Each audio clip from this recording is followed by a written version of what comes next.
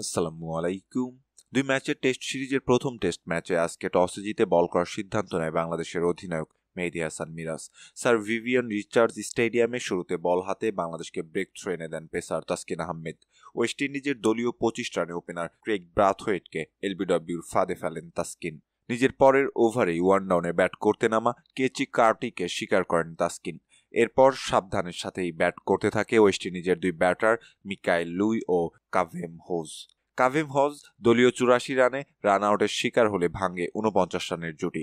এরপর ১৪০ রানের জুটি করে বাংলাদেশকে শক্ত জবাব দেন ওপেনার মিকাইল লুই এবং অ্যালিক এথনাস।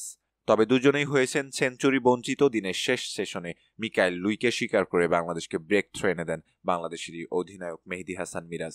ব্যক্তিগত ৯৭ রান করে মিরাজের শিকারে পরিণত হন দলীয় ২২৪ রানে। ৪ রানের ব্যবধানে সেঞ্চুরির পথে হাঁটতে থাকা অ্যালিক অ্যাথিনেসকেও শিকার করেন তাইজুল ইসলাম। ব্যক্তিগত ৯০ রান করে তাইজুলের বলে লিটনের হাতে ক্যাচ দিয়ে প্যাভিলিয়নের পথে হাঁটেন তিনি। দিনের খেলা শেষ হয়েছে ৮৪ ওভারে ৫ উইকেট হারিয়ে ২৫০ রানে থেমেছে ক্যারিবীয়রা। বাংলাদেশের পক্ষে বল হাতে ২ উইকেট শিকার করেন তাসকিন আহমেদ। এছাড়া একটি করে উইকেট শিকার করেন তাইজুল ইসলাম ও মেহেদী হাসান মিরাজ। সম্মানিত দর্শক, এই ছিল আমাদের হাতে থাকা সর্বশেষ ক্রিকেট আপডেট।